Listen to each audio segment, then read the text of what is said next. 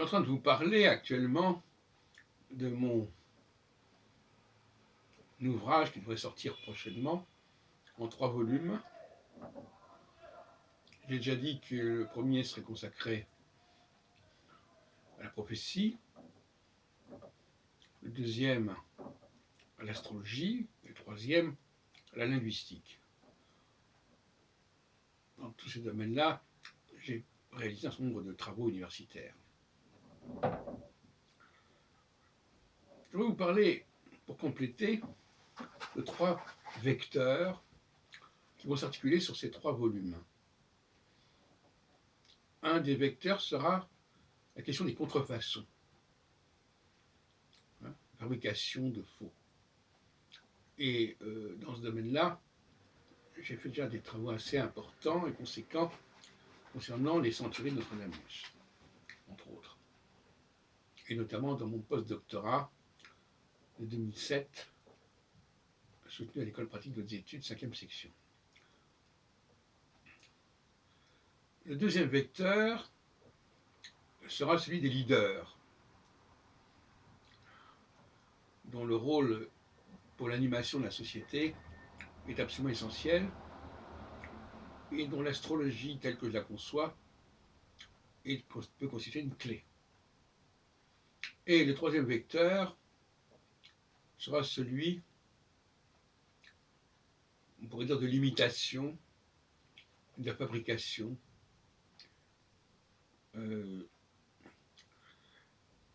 c'est-à-dire de la machine,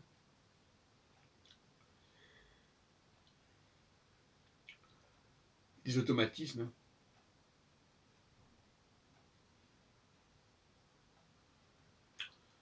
voilà en gros, n'est-ce pas, ce qu'il en sera.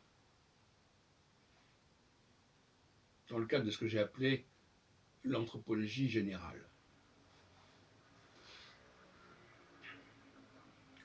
Dans ces trois vecteurs, j'ai développé une grande expérience de la contrefaçon, du leadership et des comportements mimétiques, ce qui consiste à imiter l'autre, à reproduire ce qu'il est, plus ou moins de bonheur.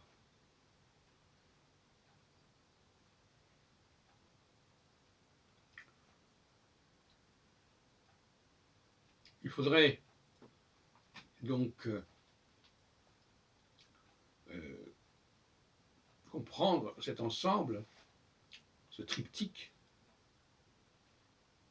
comme un tout constituant une anthropologie, justement.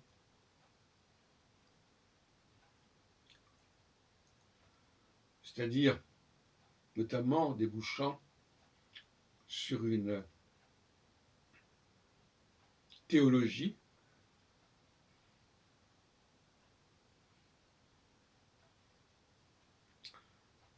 je note la déclaration qu'a fait ce soir, récemment, le professeur Montagnier, disant que le virus de Covid-19, du coronavirus, serait une fabrication en laboratoire et non pas une évolution liée à des problèmes de